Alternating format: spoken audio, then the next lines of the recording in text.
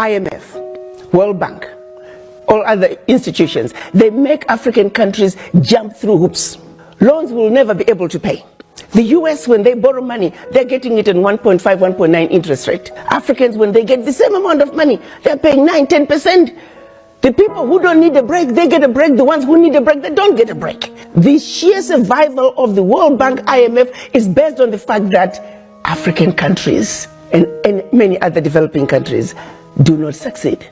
Their success is based on our failure. The multinationals who are stealing from Africa every day in broad daylight. I use an example of the DRC. If you ever fly very low over the DRC, you'll see tarmacs in the jungle. You'll see 747s flying into DRC, picking up minerals and flying right out. The same multinationals are responsible for arming young people and giving them MK16s. Because why? Their satellites in the skies are telling them where that village is. There are lots of diamonds. So what do? Arm young people, drag them up, and send them to go chop off a few heads. The rest of the village runs away, so they come behind and do their illegal mining. We black people must understand what is really going on. Because what we are shown instead is, oh, look at those Africans killing each other. There are some serious games that have been played in Africa for far too long. And once we understand that, we can strategize. These countries are very capable of negotiating their own deals. Their funds don't have to go through the French central bank. Even countries wanting to trade with African countries, they don't have to go through French central bank. So there are all those technicalities that are just stupid. What's needed is complete separation. France has got to get out of Africa, really, honestly. Enough is enough. To take $500 billion out of Africa. I mean, it is insanity of the highest order.